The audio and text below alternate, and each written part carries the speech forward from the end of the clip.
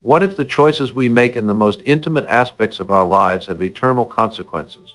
The Bible, often seen as a guide to living a life of virtue and faith, has a lot to say about sexuality, its power, its purpose, and its potential for destruction.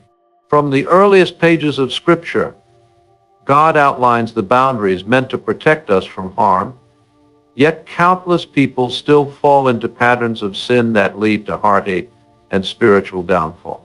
But why? What are the specific sexual sins that the Bible warns us about, and why are they considered so destructive? In this article, we'll dive into the 7 most harmful sexual sins according to the Bible, exploring their impact on our relationships with God and others, and how we can guard ourselves against these pitfalls. The stakes are high and the consequences profound. Let's uncover what's at risk and how to live in alignment with God's perfect plan for our lives. Imagine building a house with your own hands, brick by brick, pouring your heart into every corner. Now picture someone sneaking in and tearing down a wall by your way. That's what adultery does to a marriage. It destroys the foundation of trust and love, leaving behind a crumbling structure. In the Bible, adultery isn't just a fleeting mistake, it's a profound betrayal that wounds the soul. Proverbs 6:32 warns, "But a man who commits adultery has no sense. Whoever does so destroys himself." This isn't just about breaking a promise, it's about fracturing the very essence of a relationship. When one partner steps outside the marriage, the consequences ripple through every aspect of life. The betrayed spouse often experiences a whirlwind of emotion, shock, anger, and deep sorrow. This emotional turmoil can lead to a loss of self-esteem, trust issues, and even physical health problems. The children too feel the tremors, witnessing the upheaval and sometimes internalizing the conflict as their own fault. Adultery often thrives in secrecy, but secrets have a way of surfacing. The guilt and shame can erode the individual's sense of self, leading to anxiety, depression, and a fractured identity. The Bible speaks to this in Numbers 32:23, "But if you fail to do this, you will be sinning against the Lord, and you may be sure that your sin will find you out." Healing from the wounds of adultery is possible, but it requires time, effort, and a willingness to rebuild. Forgiveness doesn't mean forgetting. It means choosing to move forward without the burden of resentment. Ephesians 4:32 encourages us, "Be kind and compassionate to one another, forgiving each other, just as in Christ God forgave you." To protect the sanctity of marriage, it's essential to nurture the relationship continually. Open communication, mutual respect, and shared values are the bedrock of a strong partnership. By prioritizing the marriage and being vigilant against temptations, couples can fortify their bond against the corrosive effects of infidelity. Adultery is more than just a breach of trust. It's a soul-deep wound that affects not only the individuals involved, but also the broader community. By understanding its profound impact and committing to the health of the marriage, couples can navigate the challenges and emerge stronger together. Imagine this: a simple glance, a fleeting thought, yet it's enough to set off a chain reaction deep within your heart. Lust, often brushed off as just a momentary weakness, is more than just an external temptation. It's a silent, powerful force that begins in the heart and silently infects every part of your life. Lust is deceptive. It starts with a mere thought, a fleeting distraction, but left unchecked, it can consume and control us, influencing our decisions, our relationships, and even our spiritual health. Jesus in his teachings wasn't just talking about outward behavior, but was warning us about the internal battle. In Matthew 5:28, he says, "Anyone who looks at a woman lustfully has already committed adultery with her in his heart." The focus here isn't the physical act, but the internal process, the heart condition that drives us to entertain and feed such thoughts. Think of it this way: a passing thought is like a spark. It's quick, it's fleeting, and at first it seems harmless. But when we dwell on it, when we fan it with our attention and imagination, it grows like a tiny spark igniting a wildfire. The longer we nurture these thoughts, the harder it becomes to resist their pull. It's no longer just a thought, it's an action waiting to happen. We find ourselves justifying our feelings, ignoring the deeper consequences of a heart gone astray.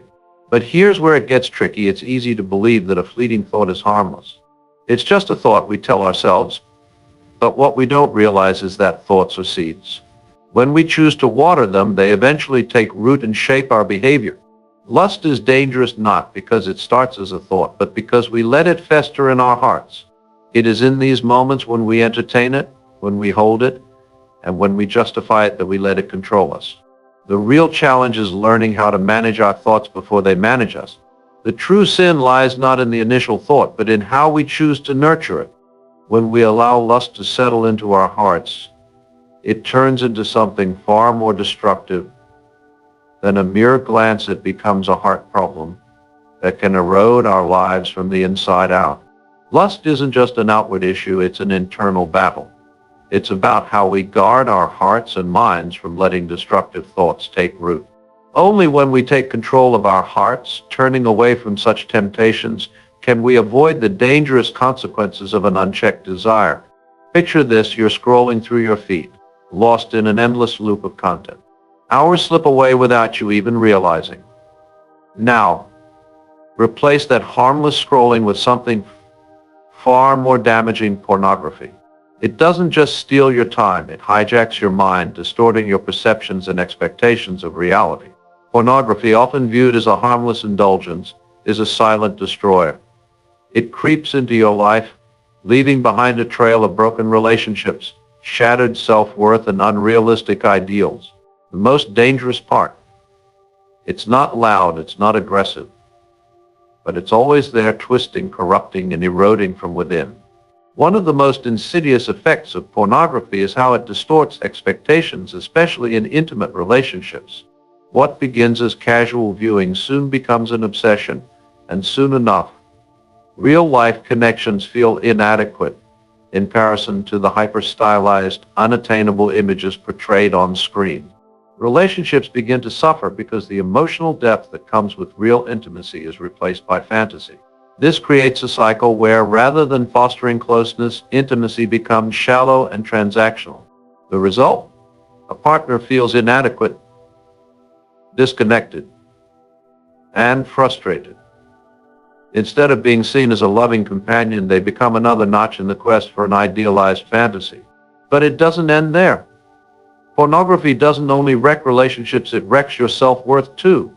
Over time, viewers may begin to feel dissatisfied with their own lives, bodies, or sexual experiences. The unrealistic expectations set by porn often lead to comparison and a sense of failure when real-life experiences don't measure up. This can spiral into feelings of inadequacy, anxiety, and even depression. What was once a harmless escape becomes a toxic trap that degrades your mental health and personal sense of value.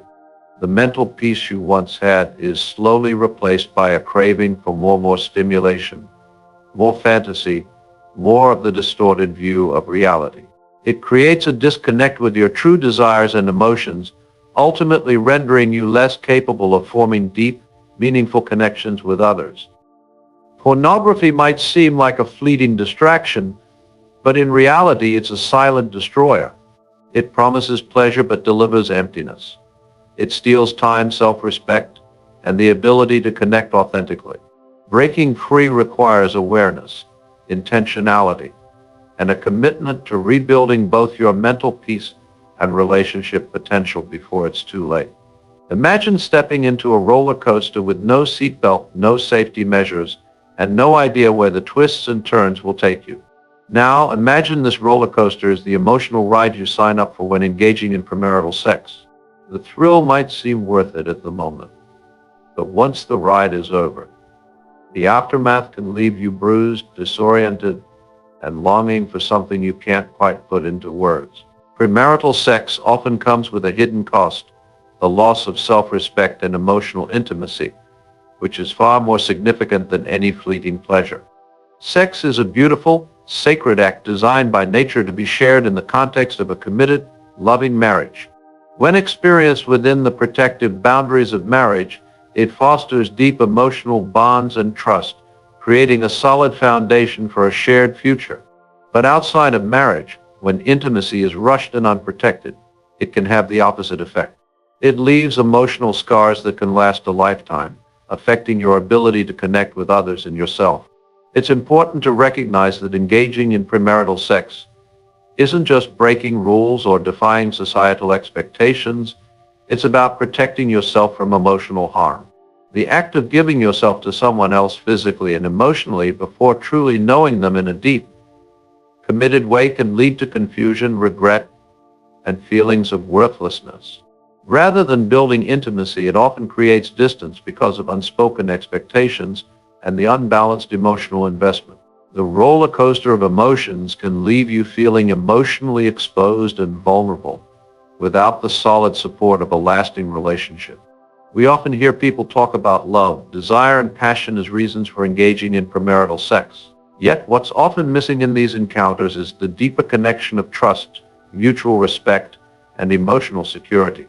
In these moments, it's easy to mistake physical closeness for emotional closeness, but the truth is, without that solid foundation, the emotional cost is higher than we realize. It's not just about following rules or being virginal. It's about safeguarding your heart, mind, and soul from the emotional chaos that can arise when we give too much of ourselves too soon.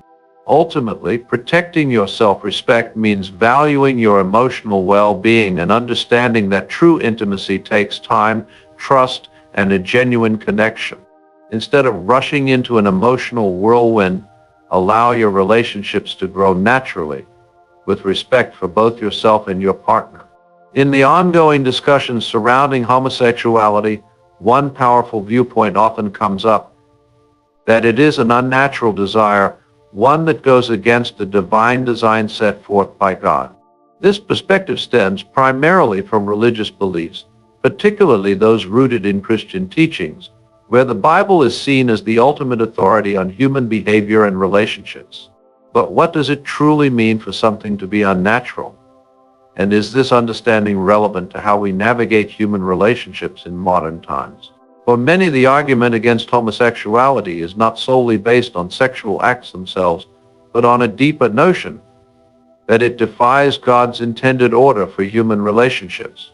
According to this view, the Bible's depiction of a union between one man and one woman is not just a social construct, but a divinely ordained pattern of living.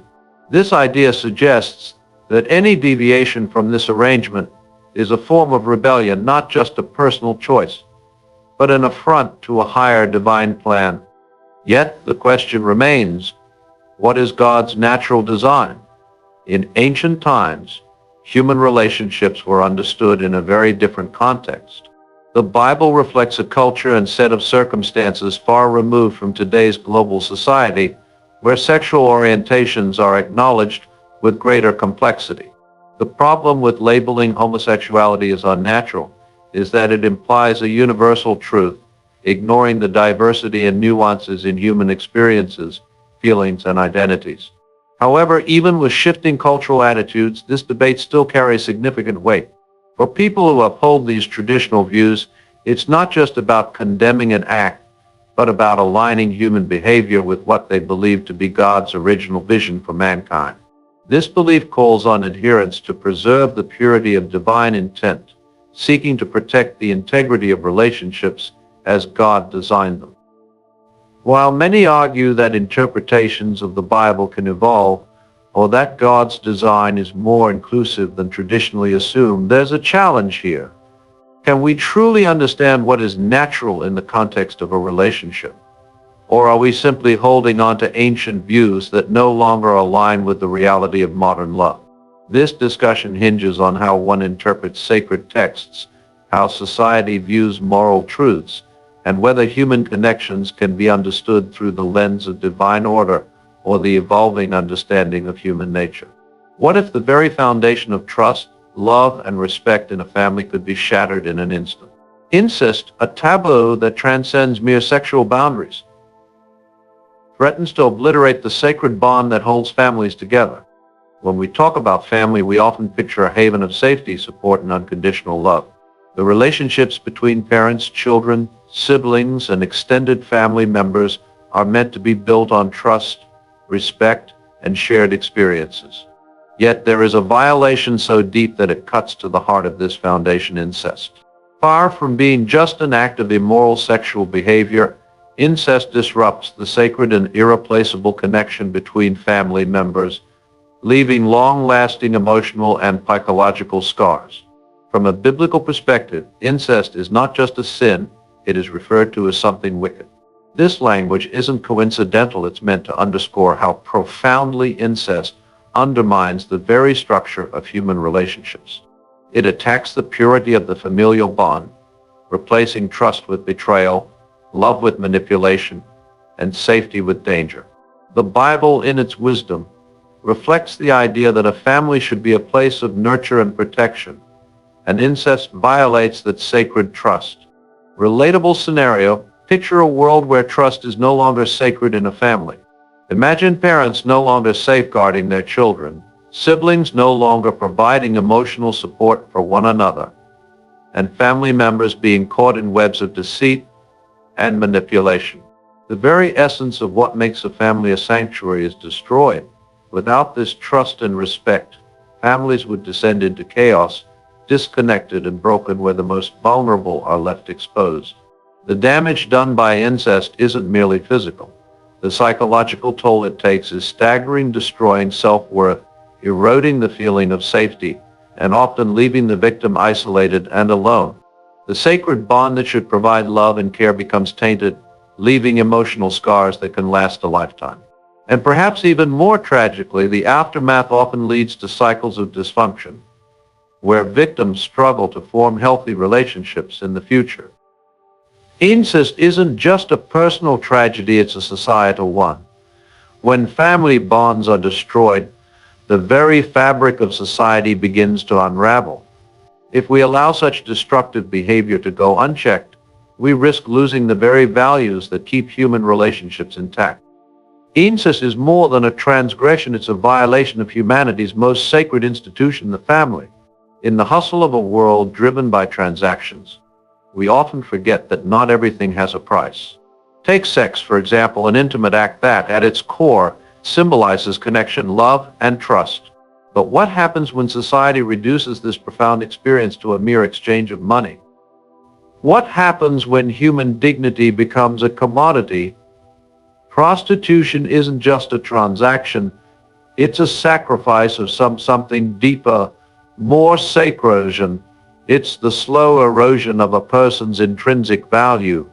Think of sex as a gift, a precious bond shared between individuals. It transcends the physical realm, connecting souls, creating memories, and weaving relationships that go beyond the surface.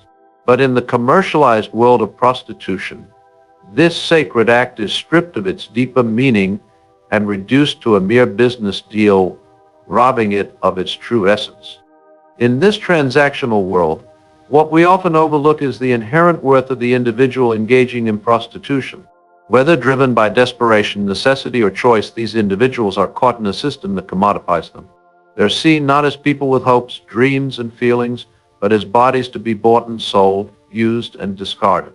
In that exchange, something far more precious is lost: their dignity. When sex becomes a transaction, the human connection at once embodied becomes reduced to an economic exchange, emptying it of its emotional and spiritual depth. In this system, both the buyer and the seller are left adrift, disconnected not just from each other, but from their own humanity. What is meant to be a shared act of intimacy becomes a tool of exploitation, where power and control override empathy and respect. But this isn't just about those involved in the act. It's about all of us. When society normalizes prostitution, we collectively lower our standards for what it means to truly honor one another. In a world that too often views people as objects or tools, it's essential to remember that every person is a human being, deserving of respect, love, and dignity. They are not commodities, and their worth cannot be measured by the price they fetch in a transaction. In a world that often reduces people to their physical bodies, it's crucial to remember that every human being is valuable, and deserving of respect. This is not just an idealistic view, but a call for us to return to the basics, recognizing the humanity in each other, valuing the sacredness of connection, and protecting the dignity of every individual. As we wrap up today's video, we've explored some of the most sensitive and controversial issues that impact both individuals and society as a whole. Each of the topics we discussed, adultery, lust, pornography, premarital sex, homosexuality, incest, and prostitution, has one common thread: the erosion of trust, dignity, and respect in human relationships. These are not just abstract concepts, they have real, lasting consequences on our mental, emotional, and spiritual well-being. From the betrayal of trust in marriage to the destruction of self-worth caused by pornography, each of these sins has the power to distort how we view ourselves and others. They lead us down paths that break bonds, destroy families, and ultimately rob us of the peace and fulfillment that God intended for us. Whether it's the fleeting pleasure of lust, the emotional scars of premarital sex, or the profound damage of prostitution, it's clear that these actions come with a high cost. But there is hope. The good news is that no matter how far we may have strayed, we can always return to a place of healing and restoration. By aligning ourselves with God's design and purpose for relationships, we can rebuild what's been broken. It all starts with recognizing the inherent value in ourselves and others. When we remember that we are more than just our bodies or our impulses, we begin to see relationships for what they truly are: opportunities for deep connection, trust, and love. So let this be a reminder: our actions matter and they have lasting consequences. But with God's guidance, we can find the strength to protect our dignity, preserve our relationships, and live in alignment with the values that truly bring us peace and joy. Thank you for joining me today. If this video resonated with you, don't forget to like, share, and subscribe for more thought-provoking content. And remember, every step you take towards self-respect and love is a step closer to the life you were meant to live. Until next time, take care and stay blessed.